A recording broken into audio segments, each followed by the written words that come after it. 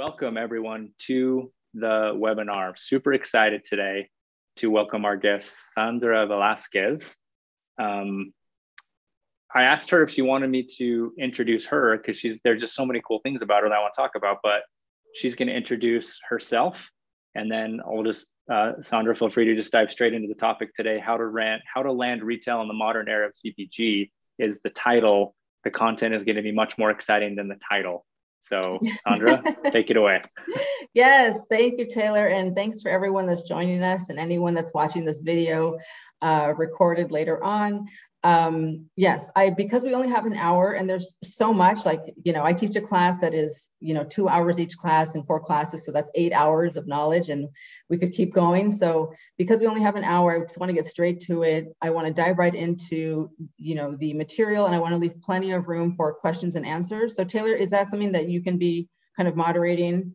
I'm happy to take questions throughout as well. We don't need to wait until the end, but definitely want to save a bunch of time for the end so that we can you guys can ask me anything you want. I love sharing information. I'm a complete open book. So that is what I love to do. I love to empower, everyone like yourself, all of my fellow founders, because I am also one. So I'm going to start sharing my screen. I'm just going to get right to it. And then we will talk soon.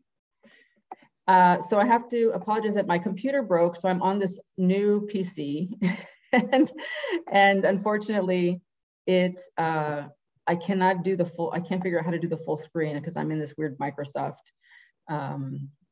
form. So let me just hide these controls. All right, so how to land retail in the modern era CPG, hosted by me, Sandra from Distro Talk. That is basically my CPG consulting that I do. Okay, so what we're going to cover in these next, 30, 40 minutes, 3 things. So how to pitch your product correctly, how to really sell your product. And by the way, spoiler alert, you guys, it's not on how it tastes. Okay, so I'm going to show you examples of emails that I actually have written, to buyers and how I sold products as a sales rep. And then number 2, so great, now you've pitched your product, you're on the shelf, now what, right? How do you stay on the shelf? As you guys probably know, staying on the shelf is actually where the work really begins, right? So how to stay there. And then number 3, how to work with distributors, because here's the thing is that if you really have plans to expand in grocery, you will have to end up working with distributors. It's almost inevitable. And so it's really important for you all to know how much it's going to cost you, right? How to incentivize them, how to get them to care, etc. So we're going to talk about distributors. All right, so who is this webinar for? It's for founders of food, beverage, beauty. I think most of you are in food and bev. You're looking to get your product on the grocery store shelves and into distribution. So as Taylor said, I said, don't introduce me, I'll introduce myself. So hi, everybody. My name is Sandra Velasquez. I am a former sales and distribution manager for several national brands across multiple categories. I worked in beverage, specialty, bath and body, and frozen. The last couple brands that I worked for, you might have heard of. I worked for Van Leeuwen Ice Cream. They are dear friends of mine. They've been around for 14 years. Their home base is here in New York. So it was my job to manage the territory, the Northeast territory, and our distributors, and go out and pound the pavement and open accounts and manage relationships. So that was my last day job. And I've worked with, along the way, I've worked with big and small distributors. I currently teach an online class called Distro 101, where I provide real world training, basically the truth and context for sales and distribution in grocery. And like all of you, I am also a founder. I am the founder of Nopalera, which is a high-end Mexican botanical bath and body line. And I sell into Nordstrom, Goop, and over 250 independent retailers nationwide. So I completely understand where you guys are. I am on your side. I'm here to help you and support you. I am also one of you, but I just also happen to have all of this kind of insider experience from being on the other side of the table. So really, living in the trenches of sales and distribution in the grocery business here in New York City. All right, so let's get into it. So number 1, how to pitch your product. So first of all, like I said, it's not about how it tastes, right? Everyone here thinks that their product tastes great. And everyone here thinks that their product works well, right? Otherwise, we wouldn't have created our products, right? So But the thing is that this is not how we sell our product, okay? Because if that were the case, all of us would be in all of our dream stores, because all we would have to do was say, our product tastes great, it tastes better than our competitors, and our product works well, etc. And here are all the health benefits. So that is, first of all, not how we sell our product. Okay, that is what we tell to our customers. So it's really important to distinguish that the way that we talk to our customers, right, our fans, our community is different than how we talk to grocery buyers, just like it's different than how we talk to investors, right? So just, that's one thing I want to distinguish right up front.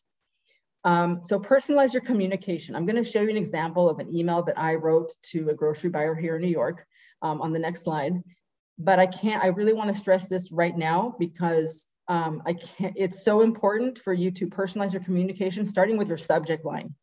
It is why people are going to open your email address or your email to them, right? So personalizing your communication, I know it sounds really mundane, but it is so true. And it is why I have opened hundreds of accounts for the brands that I have worked for. It's really because of how I wrote to the people that I was writing. Okay. Number 2, understand your category. All of us here in grocery, right?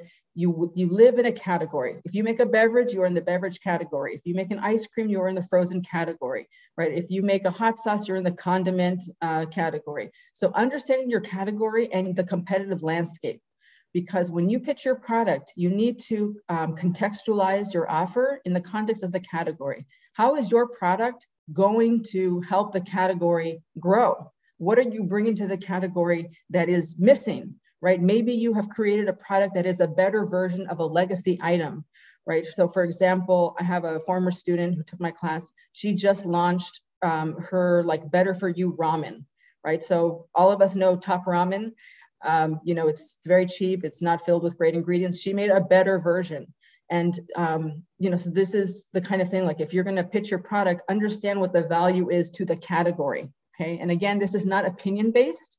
This is really you objectively looking at the category and seeing what is missing and knowing where the trends are going and knowing what people want and positioning your product as that solution. Okay. And then understand the business. So when we pitch our product, right, we personalize our communication so that people open our emails.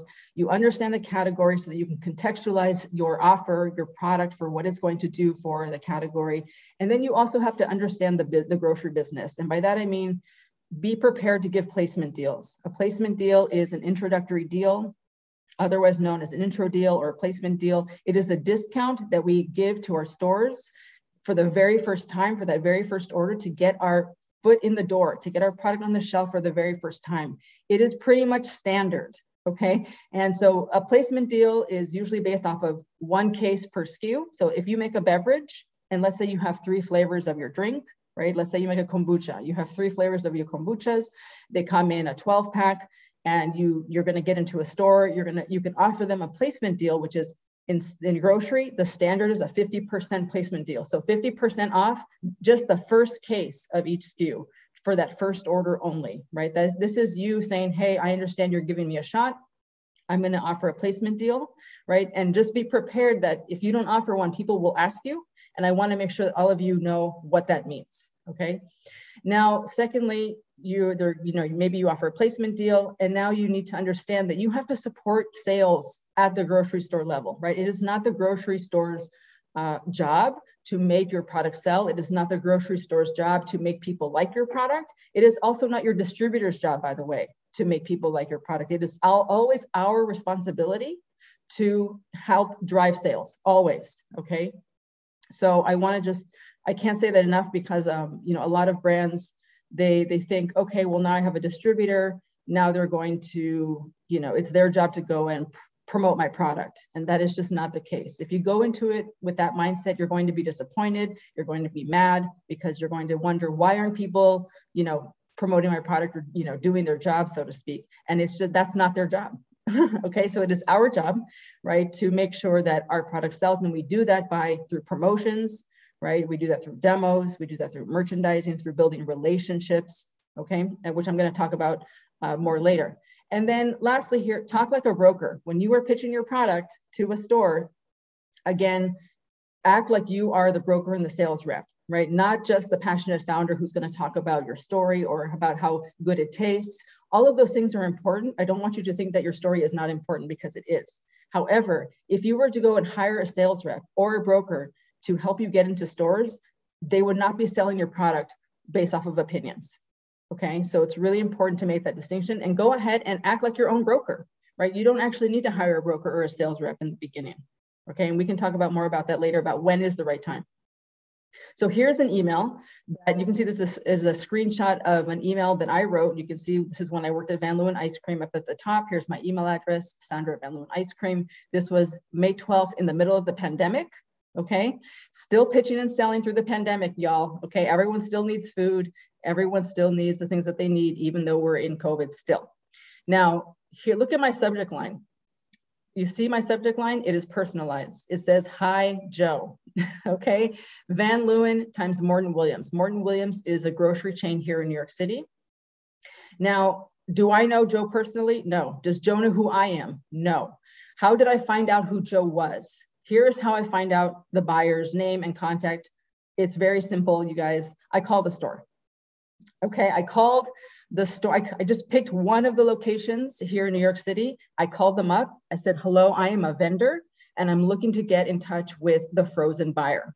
And they said, "Okay, here, let me put you on the phone with him." So they connected me to the frozen buyer at that location. Okay, and I said, "Hi, I'm a vendor. Are you the frozen buyer for all of Morton Williams or just for this location?" And he said, "No, I'm just the frozen buyer for this location." So I tell you this story to also make sure that you distinguish between, are you talking to the buyer at one store, or are you talking to the buyer for the entire chain that actually has the power to authorize new items? There's a big difference, okay?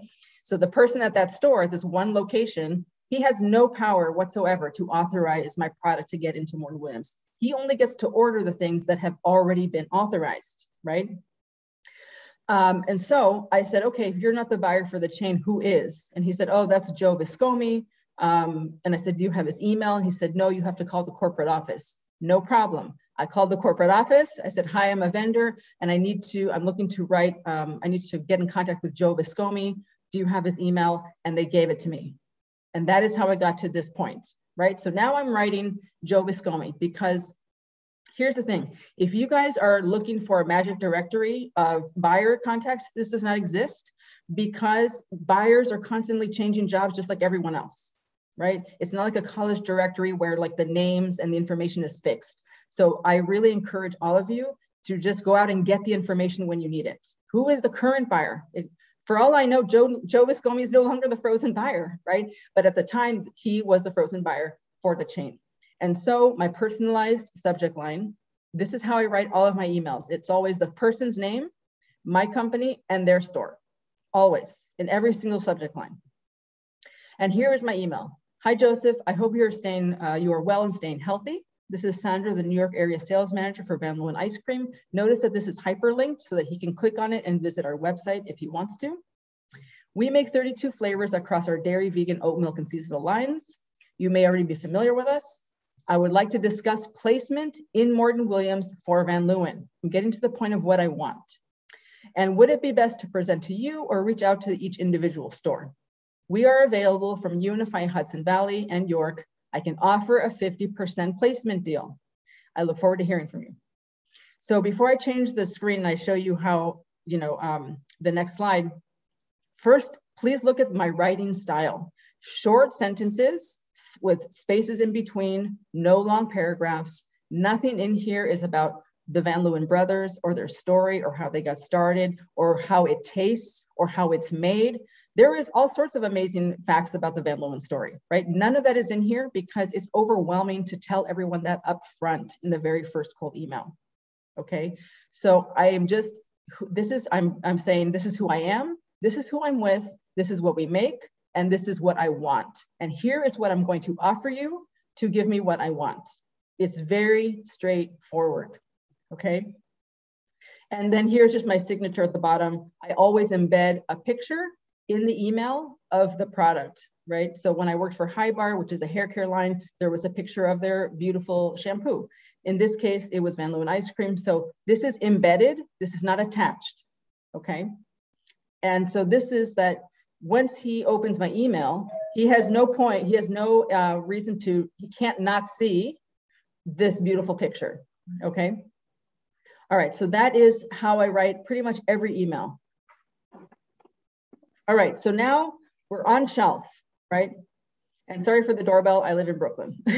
It's just never ending. The FedEx guy. All right, so number 2, staying on shelf. Now we're in the store. Great, we've made it on the shelf. And now what, right?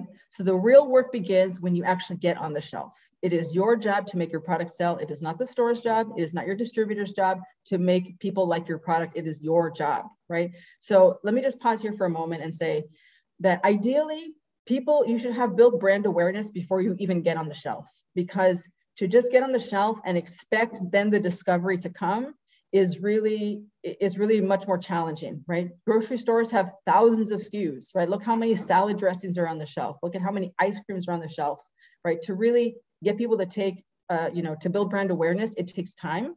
And ideally you have brand awareness before you even get to the store, on the store shelf, okay?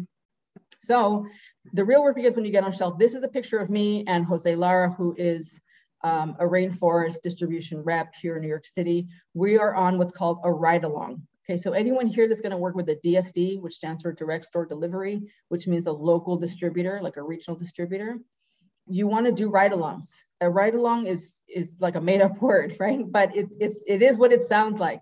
It's you are riding along with them for the day.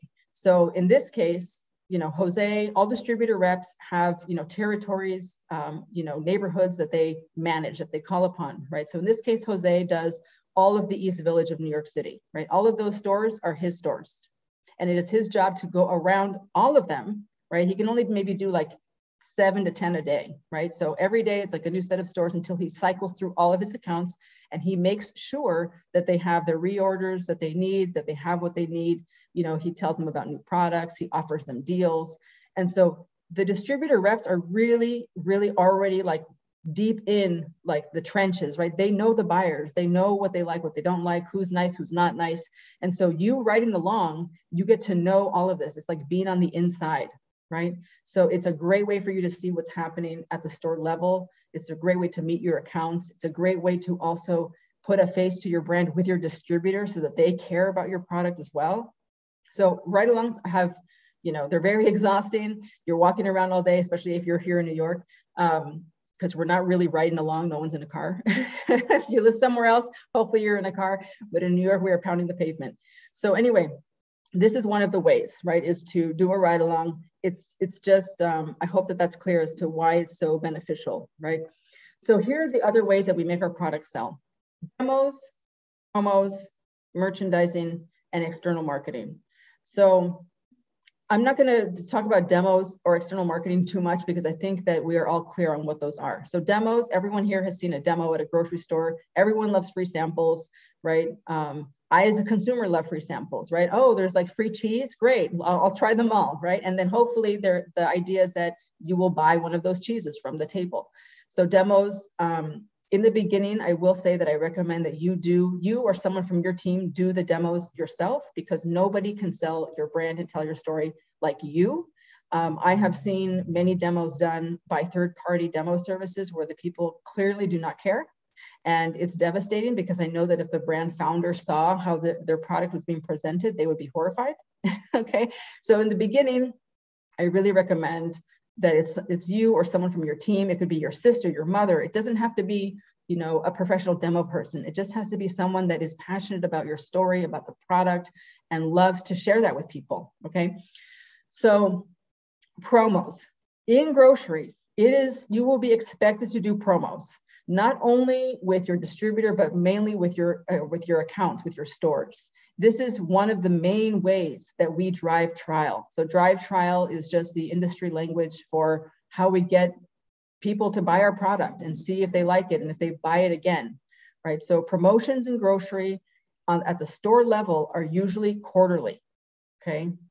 So you need to prepare financially to make sure that you can afford to do that, right? You can't just get into the store. You can't get into Whole Foods and say, oh, we don't have any money to promote, right? That's not gonna fly. So you need to know that it's going to be expected of you to promote your product. And every store is going to have different like ways that they would prefer that you promote your product. So for example, a store like Safeway is like 80% of their sales happen when things are on sale. Okay, it's a very big sale, like yellow ticket type of store. And so you have to be prepared to make sure that that your margins can withstand that, right? And then also with promos, your distributor will want promotions from you, right? So discounts, these are called off invoices, and they will also ask for quarterly, but see if you can push those down to like twice a year with a distributor. They will pass those promotions on to the retailer mostly. But what we end up doing, and this is now getting into the weeds a little bit, we end up doing what we call layered promos, which is where we give the distributor a promo, they pass most of that onto the store, and then we have to add another promo on top at the store level to really bring it to our desired sale price on the shelf. Okay. And now merchandising. So merchandising, this is one of those things that brands sometimes are caught off guard because they're like, wait, what do you mean I have to merchandise? What do you mean I have to hire a merchandiser? I thought that was the store's job, Taylor. What do you mean I have to stock the shelf, right? And so merchandising, just know that it really depends on your product category and also the type of stores that you're selling into and where, like your location. And here's what I mean. If you have a soap company like me and you live in rural Washington, you will not have to merchandise your product. It's not necessary because you have a product that's in a slower moving category in a low populated state, right? But if you have a beverage, if you make a kombucha, if you make a protein bar, if you make a chip or a snack or a chocolate and you live in New York City, you will most likely have to merchandise your product because it is a fast moving item in a high foot traffic city, right? So the reason that we merchandise, so first of all, let me just roll back for a second. What is merchandising? Merchandising is you or someone from your team or a third party, if you're going to hire them, and we can talk about that later, is going into the stores. So this is not something that you can do over email or on the phone. This is boots on the ground, right? Going into the stores and stocking the shelves of your product. So brands often ask me, wait, Sandra, you're saying that you go into the store and you go into the door to say employees only, and you go behind those doors and you get your product and you stock it? Is that what you're saying? That is exactly what I'm saying. Okay, that is exactly what we do. We become an extension of the store. We go to the store to make sure that our product, number one, is on shelf. Number two, that it has good placement. Number three, that the price tag is correct, or if it's on sale, to make sure that the sale price tag is on, right? And we ensure reorders. Oh, they have no backstock? Okay, let's get a reorder happening. All of these things can only happen in person, okay? And then external marketing, this is like, are you gonna do events? Are you gonna do, run ads? So again, I'm not gonna touch on that because, we're limited on time here. So I'm gonna focus on promos and merchandising. So here are some examples. When I worked for Van Leeuwen, we used an app called Repsly, which is a merchandising app, okay? And these are screenshots from the desktop version. So you can see here, my name and the store and the location here over here. So King's is a great key account here in New Jersey. It's like an upscale conventional grocer, okay? 27 locations. And I went around to all of the King's. I drove around to all of them. It took me a week to go check on the product because no one from Van Leeuwen had ever visited the King stores. So they had no idea what was happening, right? All we can see are the sales numbers, and that doesn't really tell us the full story because, again, until you go and you see it with your own eyes, you have really no idea what's happening, okay? So when I arrived, it looked like this. And here in the middle, if you guys can see my mouse, these are the 3 Van Leeuwen SKUs, like really 4, that were on shelf. And you can see big holes on the shelf here. Okay, when you see holes on the shelf, this is basically lost sales. Okay, this means that if there were things here, they would be selling and we would all be making money, but we're not because there's nothing here to sell. So when I arrive, first of all, I'm dressed like a vendor. I know that, again, this sounds like so kind of like superficial, right? Like personalize your subject line, but this is critical. When you show up to a store, I'm wearing a Van Leeuwen hoodie, a Van Leeuwen beanie, I'm wearing refrigerator gloves, and I clearly am not there to shop, right? And so merchandisers and vendors, they are dressed like merchandisers and vendors so that people know at the store, they know, oh, okay, you must be a vendor. right?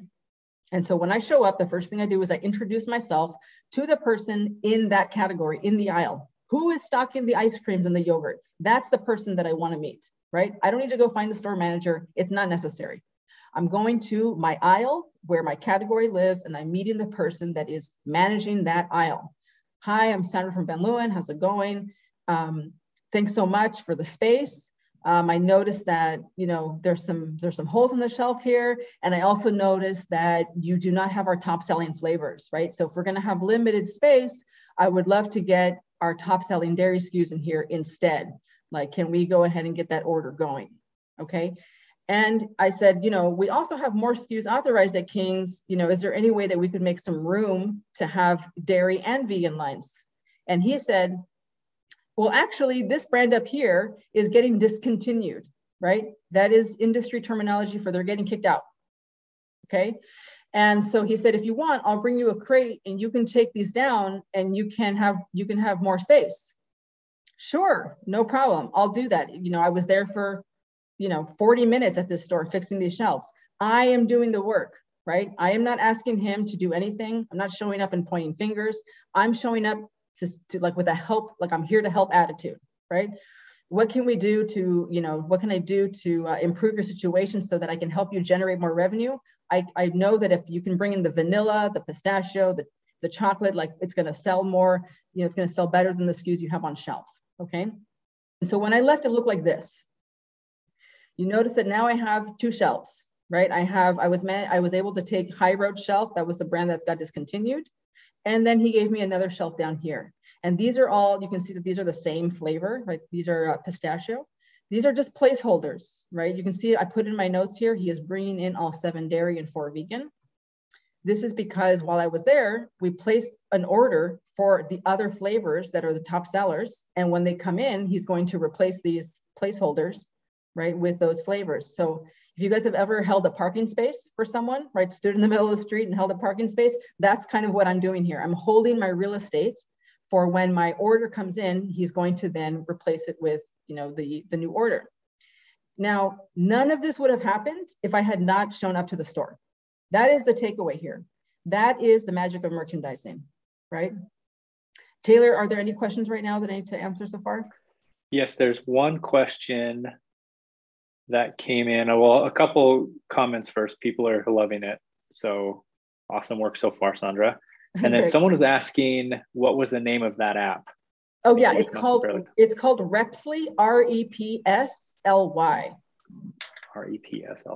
go and find the link to it and share it. Yeah, please. So Repsly is kind of the most known of the merchandising apps. And, you know, it's expensive. It's like $80 a month. It's like having a phone line. But if you are really going to go out and merchandise, there's no real way to keep track of what has happened. Like if you go out into the world and you try to take pictures with your iPhone and then you come home, I guarantee you all of those pictures are going to look the same.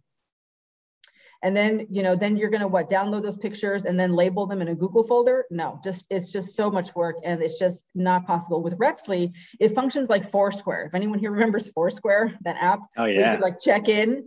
Okay, so that's what this is like, right? Where you can, every time I go to King's and I check in, it tells me my history, like what happened last time I was at King's, right? So you're not like starting over every single time. So that is, you know, the advantage of having an app like Repsly.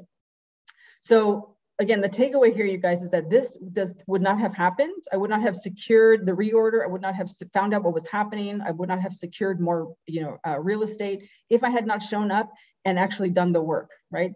And again, I did this work. We are not showing up to stores and saying, why haven't you ordered my product? Or why do I have such terrible placement? No, we are not going in with that attitude. We are going in with like, hey, thanks so much. What can we do? What can I do to make this better? I noticed this, I noticed that. We are going in with like a positive, how can I help attitude? Okay. Nobody likes an entitled founder. Okay. All right. So this is something that I had to do, you know, at stores here in New York on a weekly basis, right? Because again, New York is a high foot traffic, you know, city, and ice cream is, you know, something that moves quickly, right? So the shelves get really messy very quickly, right? So if you make a chip, a snack, a protein bar, a drink, like those are things that grab and go like constantly throughout the day, right? So it means that people are customers are always touching those products, moving them around, knocking them over. The shelves look like crap, like within an hour, right? So merchandising is like making sure that the product looks good, it's facing forward, it's in stock, the price tags are correct, and we are building relationships at the store level so that the people at the store also are on our side, right? I can't emphasize enough how important it is to have the people at the store on your side. They are the ones that are placing the reorders, right? You want to make friends with them, right? By the time I used to go to Wegmans twice a week here in Brooklyn, you know, after like a month or 2 months, you know, I'm on a fist bump like basis with a frozen buyer. I have his cell number. We talk about our kids, you know, like we talk about the basketball game. That is the kind of level of relationship that you want to have with your stores. Okay. All right. So promotions. The promotions, again, I mentioned that your distributor is going to want some and your retailer is definitely going to want some, right? So distributor wide, this means like, let's say you on board with UNFI or KeHE, right? These are the two big natural and specialty distributors here in the United States, UNFI and KeHE. And they have multiple warehouses nationwide.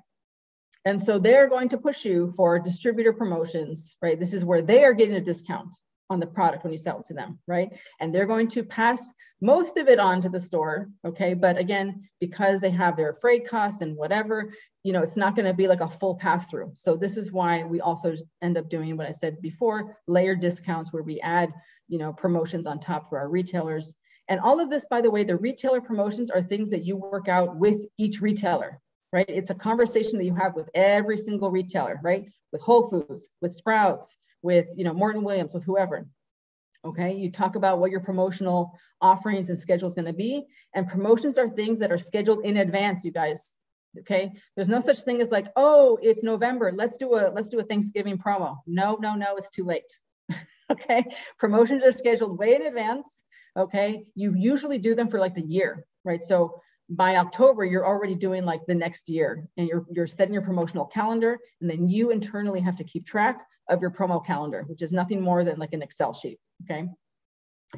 All right, so number 3, working with distributors. So again, like I mentioned at the beginning, we work with distributors pretty much because we have to, not because we want to, okay? When a brand asks me, hey, Sandra, which distributor should I pick? I'm like, hey, newsflash, you don't get to pick. You don't get to pick because the store that you want to be in is going to tell you who they use, and that's who you're going to use. Does that make sense? Like if you go and you try to just sign up with a distributor, you don't even know if they distribute to the stores that you want to be in.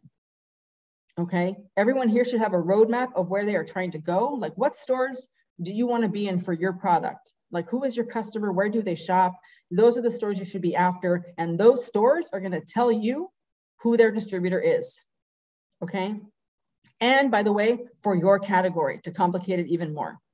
Okay, and I'm going to show you an example of what I mean by that in the next slide, but let's talk about the math really quickly.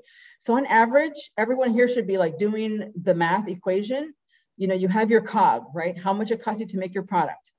And then you're going to sell it to a distributor for what's called the distributor price, okay? And that, by the way, is the only sale that you were making, right? You to your distributor, that's your sale. That's the money that you're making, okay? And your margin needs to be strong, because then the distributor is usually going to take a 25 margin before they sell it to, let's say, you know, Morton Williams, right? And then Morton Williams needs to sell it to the customer, and they have to make a margin too. Every category has a different margin requirement, and every distributor is going to be really not transparent about their margins. So the only thing that you can ultimately protect is your margin, meaning like how much it costs you to make something and how much you sell it to your distributor for. That is the margin you have to protect with your life. Nobody is going to come and say, hey, Taylor, are you making a high enough margin? No one's going to come and ask you that. You have to protect your margins, because I guarantee you that everyone else in this industry is protecting their margins. Whole Foods is protecting their margins. UNFI is protecting their margins. No one's going to come and ask you if you are doing okay, right? So really quickly, a margin and a markup are two different things. Do not confuse the math, okay? And we'll get into that in a second.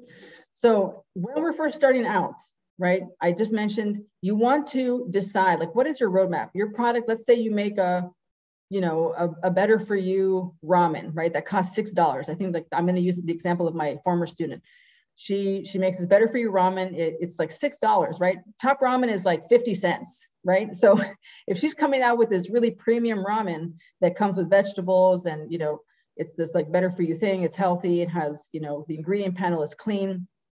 Is she really, should she really be targeting like, Safeway or store or Walmart or stores where people are shopping on price?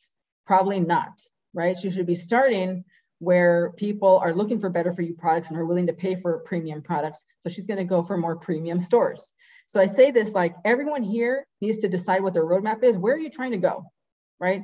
And I'll use myself as an example, because remember, I'm also a founder. When I created my brand, I created my brand specifically to sit on the shelves of premium beauty retailers, right? I said, I'm going to create a brand that's going to sit on the shelves of Nordstrom and Barney's. And that is what I did. I branded it as such. I priced it as such. And now it is there, right? Decide where you want to go and create your product accordingly for where you want to go, right? If you are saying, but I want everyone to love my product, please don't say that, okay? Please don't say that. Like, your product does not have to be for everybody for you to be a successful company. And in fact, the more niche and the more specific, problem that you're solving and for whom and why they need it, like the more like clear your road. Okay. Otherwise, you're always going to be getting pulled into the directions of like, oh, well, someone said I should lower my price. Well, someone said I should do this. What is it that you are creating and where do you want to go? And who did you make this for? Right. Okay, so now that you know what stores you're going to be in, work to get interest from a small chain or several indies. And if they want you, they will connect you with their distributor contact. They will tell you. Distributor information, like who uses what distributor, is not confidential information. It is not taboo to ask. It is just, you can go today after this webinar, walk into your local store and ask them, who do you use for distribution? And they will tell you. All right. And in fact, everyone, as an exercise, go ahead and do that. Go walk into your local store and say, what distributor do you use for ice cream or for beverage? And they will tell you. So here's an example of what I mean. This is, again, a screenshot from my inbox. Michelle Bree, you can see in her signature line that she is the buyer at Lassen's Natural Foods and Vitamins. Okay. Now, I had pitched Michelle when I was working for High Bar, which is a zero waste hair care line. Again, like, premium, it's $13 for a bar of shampoo, right? And so we targeted co-ops, health food stores, places where the customers shop that are looking for this type of product. So I targeted Lassen's specifically, okay? I found out who the buyer was, like I do with everything. I just go ask and find out. I sent her samples. We went back and forth, and this is her response after she tried the samples. So, hello, Sandra, we really like the shampoo, but the conditioner did not work well for my hair or my friend's hair. I would be interested in picking up the shampoos, and I am happy to email any of our distributor contacts to assist with placement. So, boom. If Lassen's wants me, she has to connect me with her distributor. That is how you get connected with the distributor, because the store tells you, hey, they know that they can't order your product unless it's in their distributor warehouse. All right. Did I come to Michelle and say, this is our distributor, let me force it upon you? No, because that would be a losing battle. She would come back to me and say, we only use so-and-so for distribution, and I would have to use them. Okay. Now, here is the caveat. When I reached out to Michelle, I had worked with Lassen's before when I worked in beverage, and I know that Lassen's as a chain is a KeHE account, like as a chain. However, in this category, in the wellness HBA stands for health and beauty aids. So it's like, the soap and the shampoo section, right? The wellness section. For this particular category, I learned that Michelle and Lassen's prefers to use a distributor called Lotus Light. And so the moral of the story here, you guys, is that you need to ask the category buyer at the store that you want to be in which distributor they want to use, because they will use different distributors for different categories in the same store. Everybody with me on that? Does that make sense? Different distributors for different categories, even within the same store. If I was selling a beverage to Lassen's, I would be working with KeHE. But because I was selling a shampoo, I had to use Lotus Light. Okay. Okay, another reason you want to get stores on board first is because in the case of big distributors like KeHE and Unify, it costs money to activate a DC. That means an activated DC is just industry jargon for saying your product is going into the warehouse. Your brand is getting turned on at that warehouse. That's why it's called activated DC.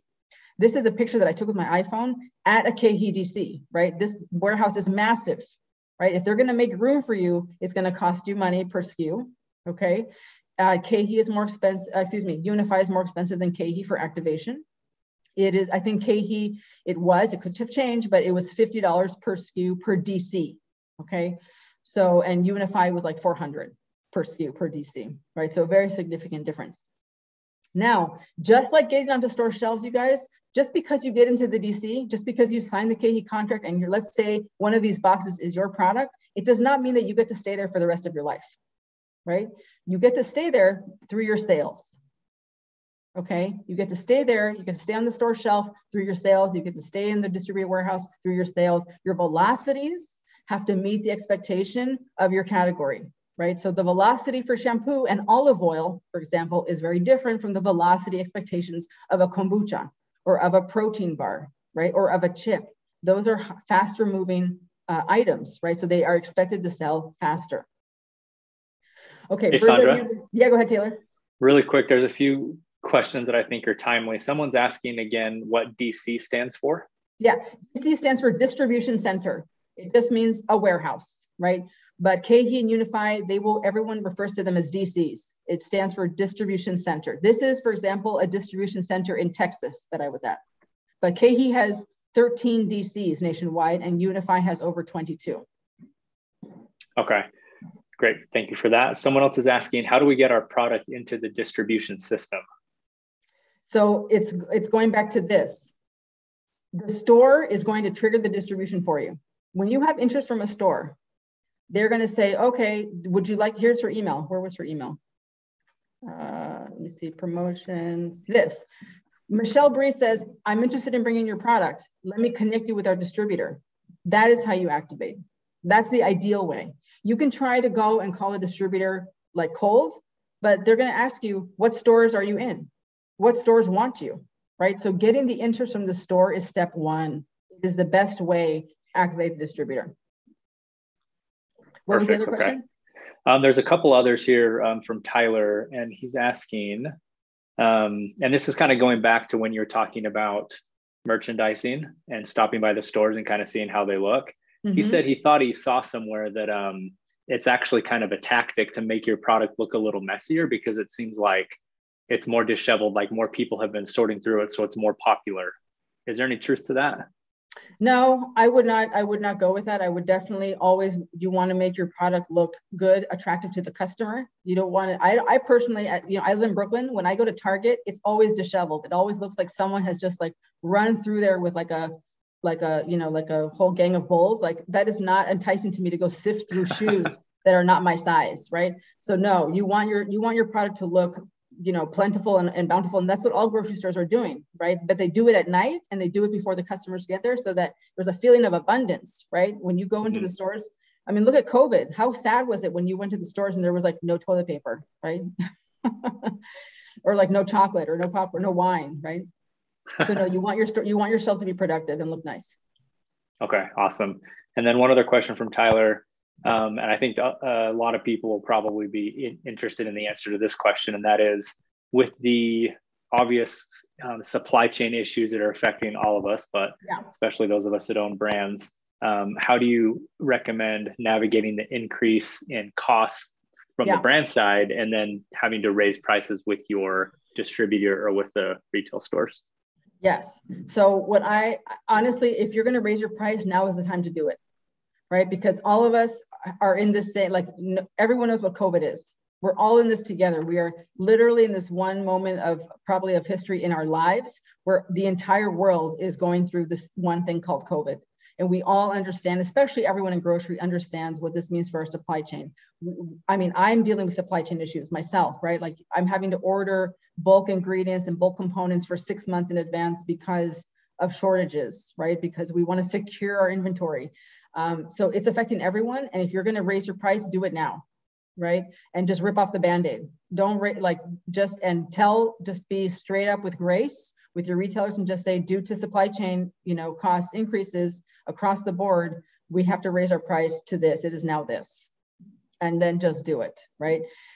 Because you know, we don't know how long we're going to be in COVID, but it's going to be a while, but I wouldn't wait, right? I would, if you have to raise your price, you know, now is the time, because let's look at this now. Here's the math, right? On this sheet, this is a screenshot of what's called the margin plug and play. This is an active, like live Excel doc that has formulas in it that I teach in my class that all the students get. So this really helps you see like the entire arc from like when your product is made to the shelf, right? So in this scenario, and this is just a screenshot, so I can't change the numbers, so we'll just have to, you know, work with these numbers here. So the COG, right? Your cost of goods sold, this is what it costs you to make your product, your ingredients, your packaging, the labor, the inbound shipping to get your ingredients to your, you know, co-packer, your factory or wherever, you know, storage, if that's part of the equation, like all of these things that are going into your COG. And by the way, in case there's anyone here that's making their own product, please make sure that your labor cost is built in. There's no such thing as I'm making my product in my house and therefore it's free. No. Pretend like you're paying someone else to do it and put that into your COG. Okay, so in this scenario, our COG is 189, right? I don't even know what, let's just pretend this is let me see, like a condiment of some sort, a sauce, a cooking sauce. So our COG is 189 per jar, right? And then we're selling to our distributor for 378, which means that we're making a 50 margin, okay? Now, the easy way to calculate a margin, in case anyone here is not, you know, not doing margins every day, the way that you find out a margin is you find the profit between two numbers and then you divide that by the larger amount. So you would say 378 minus 189. What is that dollar amount? It's obviously 189 because it's the 50. And then you just divide 189 by 378 and it's going to tell you 50. Your calculator is going to say 0.50. Now your distributor is buying it for 378, meaning like this is their starting point, right? So they need to make money when they sell it to the store, the next person, right? And so they're going to take, in this case, a 25 margin. So now the wholesale price is 504. So this is now the price. This is the only price the store knows. The store only knows 504. They don't care what your distributor price is. They don't care how much it costs you to make it. They just want to know what is my price, right? And their price is 504. And so the store is going to make a 40 margin in this example. And so now on the shelf, your product becomes $8.40. So let's pretend this is a cooking sauce, right? So $8.40 for this simmer sauce, right? So you can see here the arc of like when you have these middlemen, right? These people in the middle that need to make money because every time your product changes hands, someone has to make money, right? And now it ends up at $8.40 on the shelf. So you can also do the scenario backwards, okay? And I recommend that all of you do this if you haven't already. Write down what is your desired SRP? What do you want your product to sell for at the store? And then work backwards. Say $8.40 minus 40% of that. Now we're at 504. Great. You know that the distributor is going to take a 25, subtract 25% of that, go backwards. Now your distributor price is 378. I want to make a 50 margin in this case. So now my COG has to be 189, right? Do the math backwards as well. Because what happens, you guys, is that a lot of brands create their product, they're making small batches, their COGS are high, and then they don't actually have the room to like give margin away to all of these people, right? And so now you know the math, right? Start with this math. And some stores, by the way, will take more than a 40. Okay, so these are like average numbers. Okay, these are average numbers. And distributors might take less than this if you are working with large chains. Okay, but I put in the high margin of 25 because if you're selling to independents, they're probably going to take a 25 margin, right? If you're working with DSDs, direct store delivery, which is like a local regional distributor, they're taking a 25 margin. That's pretty standard. Okay, only when you're working with like Whole Foods and Sprouts and Safeway and like large chains that have hundreds of locations is the distributor taking like an 8% or an 11% markup. So a markup is different than a margin, which, we're running out of time, so I don't want to go down that rabbit hole, but just do the math backwards, okay? Do the math backwards so that you are prepared to, so that you know, can my COG, how low can you get your COG, right? And by the way, doing your COGs is like not a one-time event. We are always redoing our COGs. I, as a founder, am always redoing my COGs, right? It's not like you do it once, right? It's not like taking out a mortgage, you're done. No, it's like you're always redoing your COGs. You're always trying to lower your COGs, trying to lower your labor costs, buying things in larger quantities to reduce the per unit cost, right? If you buy 5,000 jars, those jars are going to be really expensive than if you buy 100,000 jars, right? Okay, so this slide this is a screenshot of a calculator that I use on my iPhone. So if you have an iPhone, I do recommend downloading the, it's called Wholesale Retail Calculator. You can see the name up here at the top. If you have an Android, I'm sorry, I don't know what's on the Android store, but if you have an iPhone, I would recommend downloading the Wholesale Retailer Calculator. It's green and it has a white $ sign in the middle. And the reason I like it is because it shows you the margin and the markup next to each other, okay? And that's the only thing I wanna say about the slide is just in the red circles, you see that the markup is 33% in this case, and the margin is a 25, right? They are not the same.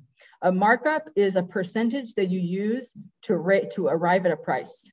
What you want to focus on are your margins, right? Because the margin is like, what percentage of that sale do you get to keep, right? In this case, if it costs $3.78, right, to make something, or in this case, where it's the distributor price. So the distributor price is $3.78, and they're selling to the store for $5.04 here, the wholesale price. When we say the distributor's taking a 25 margin, we're saying that they get to keep 25% of the sale price, right? It's not 25% of the cost of, the price that they paid to acquire it, right? So just always understand the difference between those two numbers. All right, other things to consider before we run out of time here. So freight, freight is a killer, especially through COVID. Like the prices are, out through the roof right now, right? But you need to understand what your freight costs are going to be. Once you have your product, how are you going to get it to your distributor? How much is that going to cost, right? It's okay to, and I highly recommend that you just price out scenarios now. Like you can use freightquote.com, find a freight broker, get a quote. How much does one pallet of your product cost from San Francisco to Los Angeles? How much does 2 pallets cost? How much does 3 pallets cost? You need to know the weight of your product to get these quotes, okay? And because freight can really kill you if you're not prepared, right? Freight is expensive. And then promotions, so we covered this already. Distributors are going to push for quarterly. I would try to negotiate them down to 2 if you can. And then chargebacks. That's a whole other webinar that I could do on chargebacks, but just know that chargebacks are very real when working with distributors, okay? And understand that when you do a promotion, it's going to be based off of a percentage of the wholesale price, not your distributor price, okay? So that is sometimes a big awakening for a lot of brands. When you say, okay, I'm gonna give you 15% off of what number is the question you wanna answer, okay? Now, so here's an example of a chargeback. So this is, let's say you give a 50% placement deal to a store, okay? So 50% of 504, right, is $2.52. However, $2.52 is actually 67% of $3.78, which is the price that you sold it for. Okay, so this is where the chargebacks, understand where the chargeback is getting charged back from, what number. And in grocery, it's always the wholesale price, okay? Unless you're doing a distributor discount, in which case, yes, if you're saying, hey, distributor, I'm going to give you a 15% discount for the month of November, it's 15% off of the $3.78, which is what you normally would sell it to them for. But when you're doing a promo, you're giving a free fill, you're doing, any kind of placement deal, promotion, it's always going to be based off of the wholesale price because it is from the retailer's perspective. Okay, and then just to wrap things up here, and I know we're like, wow, we're right at the hour.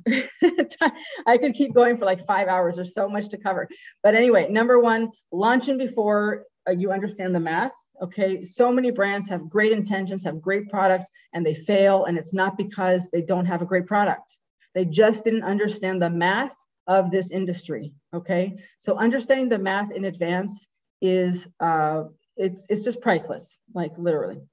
And then number two, not understanding the grocery jargon, right? So I threw out a bunch of jargon today. There's so much more where that came from, right? But you want to be able to jump into the arena and talk like a broker, talk like a sales rep, to get your brand, into stores and not understanding how sales works, right? So it's, again, not based off of our opinions. It's not based off how well, our product performs or how good it tastes. Everyone thinks that their product is great. Right. So really understanding how, the mind of a buyer, understanding your category, understanding how to drive sales, all of these things, having a great idea and having a great product is not enough.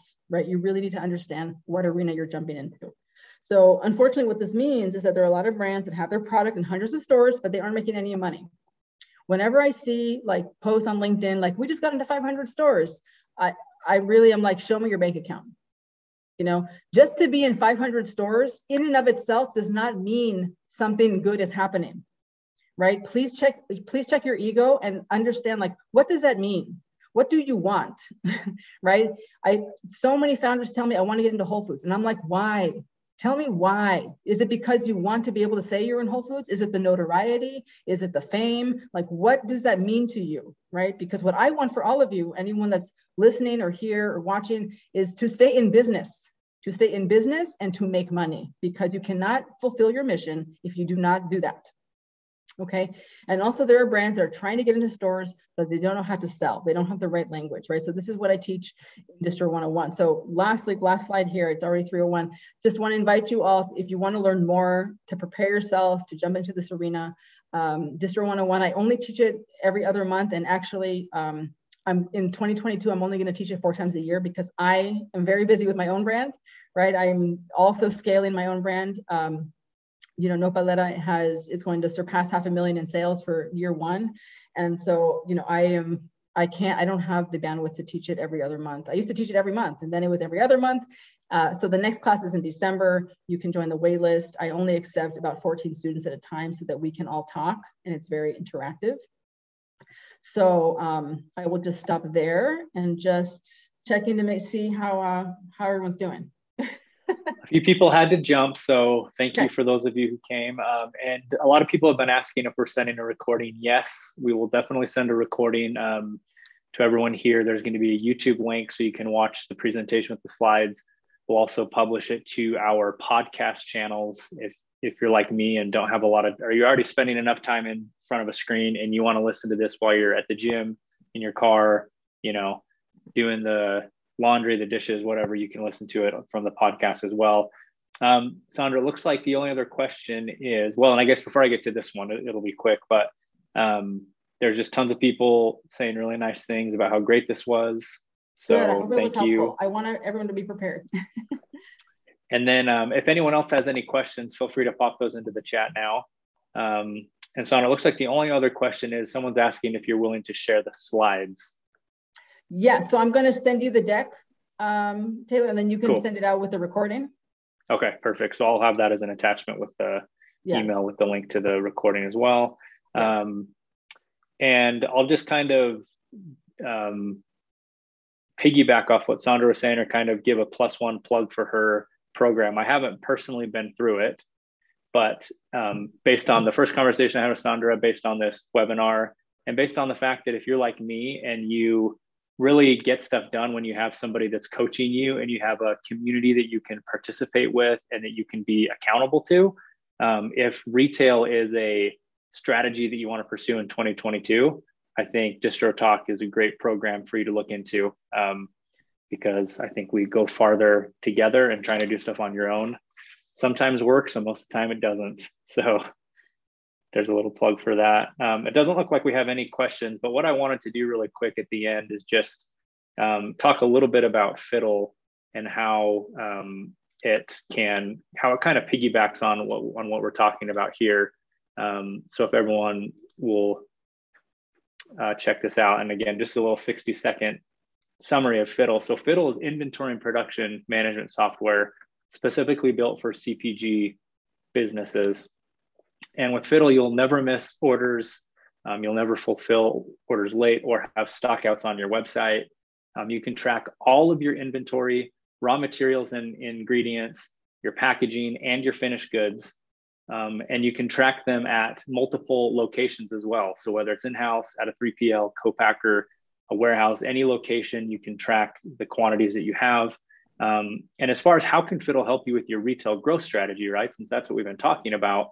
When you receive a PO from a retail store or distributor, you'll easily be able to see whether you have enough inventory to fulfill it. And most of the time, they're going to give you enough time that if you don't, then you can produce more inventory. So you can easily send a PO to a supplier or a co-packer, or if you produce in-house, you can easily kick off a production run all within Fiddle. And some other things that you can do, you can set reorder points, you can store all of the contact info for your suppliers and co-packers and send them POs. You can generate batch records. You can generate and track lot numbers for food safety and traceability. You can create compliance docs, and there's a lot more as well. So we integrate with all the best-in-class software that you're using now, like QuickBooks, Shopify, Fair, WooCommerce. Coming soon, marketplaces like Mabel, Tundra, and SPS Commerce, so that we can have integrations with the software that distributors use to send you POs. So if any of that sounds interesting to you, you can just go to our website, click the request a demo button. They're all over the website. And one of our reps will jump on a call with you and give you kind of personally show you how it will help your business. We can set you up with a free trial and go from there. So Sandra, do you have anything else you want to say to the audience, to the group, or anything else you want to plug before we wrap up? No, just that I thank you all for sticking with us, and I want everyone to win, and I want everyone to have the right armor when they go in, into this arena. And by the way, inventory management is so important, you guys. I'm not just saying this, it's so important. It's something that took me a while to wrap my head around. And so what types of products are you guys all working with? So in Distro 101, all of my students are CPG founders, right? Sometimes it's just people from their team. If not December, it will probably be, just get on the email list, get on the wait list, and I'll let you guys know. It's going to probably be one class in Q1, then another class in Q2, et cetera. I just don't know which month yet, because I'm just, I'm dealing with the same things that you guys are dealing with. So that's all. No, thanks for coming, you guys. And thank you, Taylor, for the opportunity. And I hope that everyone found this valuable. Awesome. Sandra, thank you. High five for just bringing the heat today in the best way on this cold day. And yes. Thank you again to all of you that came. And again, reach out to Sandra with questions, join her programs, and let's all win in 2022. Yes. Awesome, you guys. Have a great day. See you guys. Thanks. Okay. Bye.